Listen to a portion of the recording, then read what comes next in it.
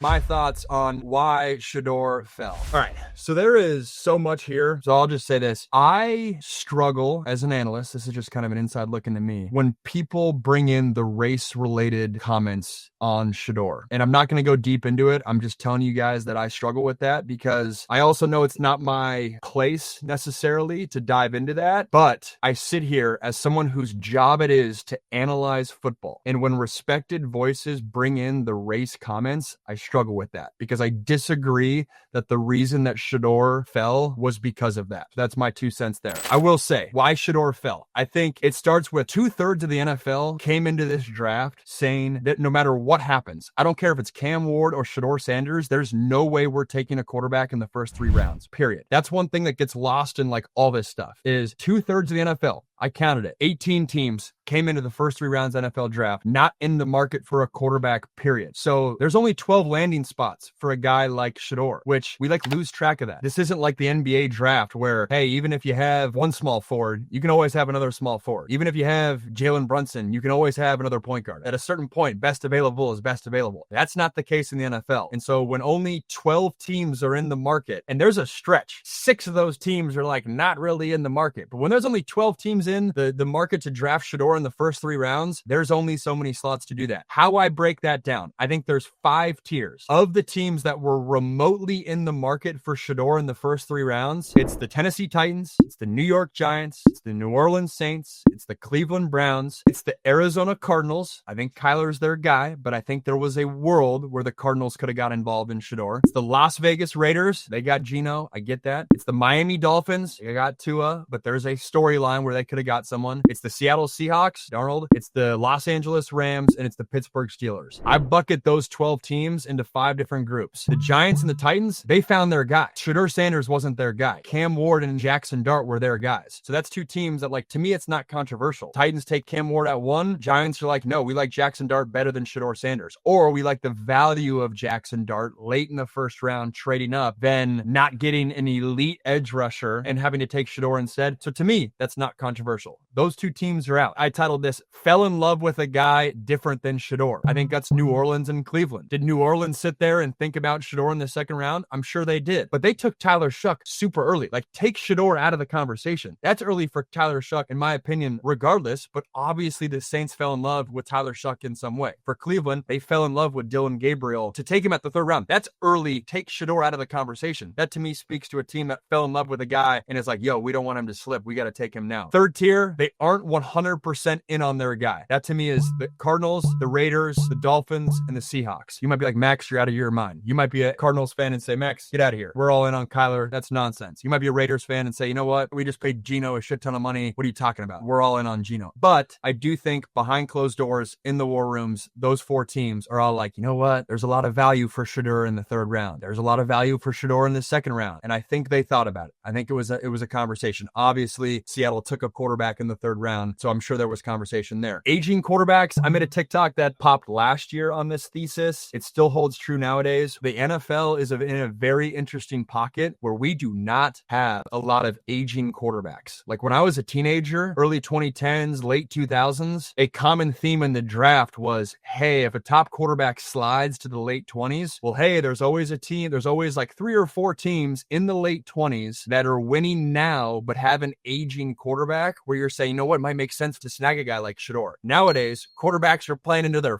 40s, so the general lifespan is just longer, but there's just not that many aging quarterbacks. So the Rams were the only team this year, it was the same thing last year, maybe fact check me on that, but same thing last year, where the Rams are the only team that have this dynamic of like aging quarterback. Let me get someone to backfill behind him, and that's why it kind of makes sense. You know, you've seen it obviously well documented with Jordan Love behind Aaron Rodgers and things like that, but the Rams were the only team that fell into that bucket. And then Pittsburgh was the outlier of like, all right, Pittsburgh makes sense. There was a reason why everyone was talking about Shedeur to Pittsburgh, because on paper that makes sense, and Pittsburgh obviously just wasn't about the Shedeur news there. But why did Shedeur fall? There's a few things here. So there's obviously the football side, which the reality is everything I said, not that many teams in the market. I think there is a world where a lot of teams looked at his film and said, you know what? I don't feel confident that that's going to translate to the NFL. I think his footwork at times can get lazy. He doesn't have elite arm strength. He takes a lot of sacks. So like there there is a storyline where maybe the film isn't as good as we all thought, especially if there's only a half dozen teams that are in the market. That's only a half dozen decision makers that have to steer one way. It's not the collective football world all over the internet making those decisions. I liked Shedeur's film. Shedeur was 1B. I almost tweeted this, but I didn't want to be Mr. Hot Take. I was almost more surprised he fell out of the first round than the fact that he fell out of the second and third round. And here's why. I had him as a first round grade. I think he's a first round quarterback. Once you get into the second and third round, then you're drafting for your backup quarterback. The optics bringing in Shedeur Sanders as your backup quarterback are not smooth. That's the reality of it. And that's a huge reason why he fell. So there is the football side, and then the optics of him being a backup help those teams that I just mentioned. If you're Arizona, if you're Las Vegas, if you're Miami, if you're Seattle, if you're the Rams, that group is 2/3 of the teams that were in the market. Bringing in Shedeur as your backup quarterback brings in all sorts of drama. And then the common pushback is like, oh, well, you should be able to handle that. You should be able to handle that drama. You can always tell who's never been in a quarterback room. You can always tell that. When it's DBs or when it's former defensive linemen or when it's former scouts or analysts, when you've been in a quarterback room, when that room is tense, when that room has guys at odds, when that room is not on the same page, that can have a ripple effect across the entire organization, certainly the locker room. So the hypothetical scenario of the Las Vegas Raiders take Shedeur in the second round. Think Geno's going to be pumped on that? Think it's going to be smooth sailing with Geno as the leader? Think it's going to be smooth sailing when, hey, if Geno has a 3-interception game and Deion gets on a mic on a Monday morning press conference and he has the respect and the command of all the football world, we listen. I can't blame a GM for being hesitant to bring in that dynamic as your backup quarterback with all those factors at play. If I was the Browns, I would have thought about taking him at 2. But to me, you can't have it both ways. You can't have the luxury of building up a brand and having legendary on all your t-shirts and giving up an interview at the combine where you are very much giving the energy, I'm him and anyone else is lesser than me. The benefit of that is I love that confidence as a quarterback evaluator. If I'm a GM, give me that confidence. I love that. I wish I had that confidence. But the flip side of that is you can't blame people when they hear that and say that's arrogance. That's an appropriate reaction for a portion of people. It's the same reason I'm critical of Bryson DeChambeau. You can't have it both ways. You can't be the guy giving Rory McIlroy shit for missing a 4-foot putt on the putting green when they did that little driving range competition and he made that joke. And then 5 months later, act like you're surprised and your feelings are hurt when Rory's not talking to you on Sunday at the Masters. Of course he's not talking to you. You poked fun at him and gave a jab 4 months earlier. I'm not giving you the time of the day. I'm here on Sunday to win the Masters. For what it's worth, I don't think Shedeur and Deion are playing the victim here at all. Period. It's other people playing the victim on their behalf. You can't have it both ways. You can't give the tone consistently, my shit doesn't stink and I'm him and I'm that dude. And then when that happens to rub people the wrong way, that then it's like, oh, there's some scheme up against them or there's some coup up against them of like why they're following and all that. That to me doesn't align. Deion and Shedeur, they're not playing the victim at all. I got no pushback with that. I admire as a content creator, I admire the branding that they have built. Like that is amazing. Shedeur could have one preseason game and be done, and that dude can do pretty much whatever he wants post-football. He deserves a ton of credit for that. I got no problem building out a whole draft house where he's got legendary everywhere, but you just can't have it both ways. I don't think he's asking to have it both ways, but I think other people are saying, oh, well, then there's like some coup against him. No, get out of here. NFL GMs are incentivized to win, period. If they're going to make decisions, the stakes are too high. If they don't win, if they don't build the best roster, they get fired. They got to uproot their family. They got to move to another city. Most GMs don't ever get a shot at another GM job. So I think the football on-field stuff was a factor, and the reality is the off-field stuff was a factor as well. One other point I wanted to talk about this that I just found interesting. On Wednesday and Thursday leading up to the draft, a common pushback was like, I can't stand these anonymous quotes and all these negative storylines that scouts and NFL members are portraying about Shedeur. It was basically alluding to Shedeur. And in years past, I feel like that's been a common talking point for like teams trying to maneuver their draft slot, right? If they're picking 15, they might leak some storylines about the guys that teams 13 and 11 might want. So maybe those guys fall to me at 15 and kind of the gamesmanship there. I get that. This year, though, we were bad mouthing a lot of that reporting on Wednesday and Thursday about false storylines and being like, hey, man, these NFL scouts, they don't know what they're talking about. Well, turns out they did know what they were talking about. And there was some legitimacy to the reports that the behind the scenes meetings maybe didn't go according to plan. And I saw Brian Daboll's interview where he was like, hey, it was reported that Todd McShay day said that you had a bad meeting with Shedeur Sanders. And if you caught it, savvy move by Brian Dable. He said, yeah, all our quarterback meetings were productive. Yeah, we had good quarterback meetings. Yeah, productive means that, hey, you got the answers that you needed to get. So if Shedeur came in there thinking that his shit didn't stink, well, that's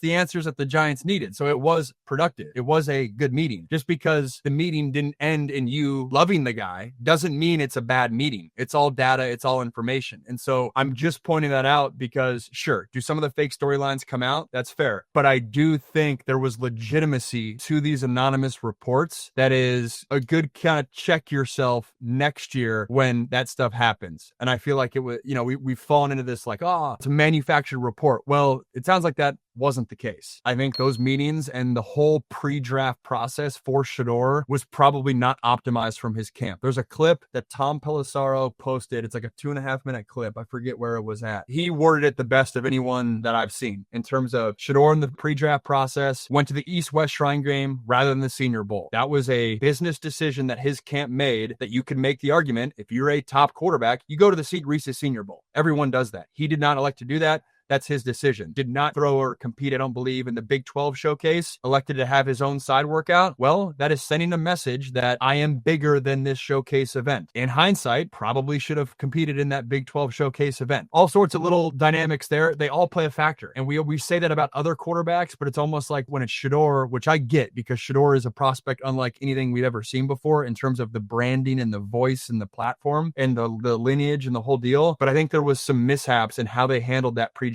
process. I was talking about this with a friend recently, and it's interesting because think back to last year's draft with Caleb Williams. People were critical of his personality, just like people were critical of Shedeur Sanders. Whether you liked his fashion off the field, like that was a criticism, right? Like all the off the field interests and all that. If you didn't like that, fair. That's your opinion. But we could all agree that Caleb had the ability to turn it off and lock in to the way that football hardos want their quarterback to lock in when it was time. I don't think you can debate that. With Shedeur, you can debate that. I haven't been in a locker room with Shedeur, but I think it's a reasonable conclusion to be like, he takes that off-field persona and carries it right onto the field all the time. I don't think that's the case necessarily with Caleb. Caleb, he might walk in pregame with the Gucci fit and all that. The second he gets his helmet on, it's very clear. There's a divide between off-field personality and on-field play. With Shedeur, I don't know if that is necessarily the case. Last little point with Shedeur that I want to talk about. I think the most important trait for a quarterback, bar none, is confidence. Confidence is more important than arm strength. It's more important than accuracy. It's more important than footwork, than speed, than all that. Confidence is the most important trait. And I do think the collective football world, football evaluators, did we miss on evaluating Shedeur's tape or evaluating the scope of Shedeur because we got so enamored with his confidence and we said, oh, that's a guy that I want leading my team. I want my quarterback to have that swagger. I love the confidence. My point is, because Shedeur's confidence is 10 out of 10, 11 out of 10, did that somewhat blind us, the collective football world, to what actually was happening on the film? And I think there's something to be said about that. I'm not saying that's the only reason he's a great quarterback. He has great film. Again, that's why I would have taken him top half of the first round, or I thought he was the value of a top half of the first round quarterback. Right now, if you had to debate who's going to win that job, whether it's the starting job or the backup job, Shedeur Sanders or Dillon Gabriel, give me Shedeur Sanders all day long, which is kind of crazy. He was drafted 2 rounds after that guy. Any other scenario, you'd be picking the 3rd round guy to beat out the 5th round guy. I don't know if Vegas has odds on this, but give me my money on Shedeur. Again, I think he's a better prospect than Dillon Gabriel, but I think that confidence, that swagger, it's the most important trait for a quarterback. I hope Shedeur doesn't lose that. I'm very intrigued to see how that Browns quarterback room shakes out.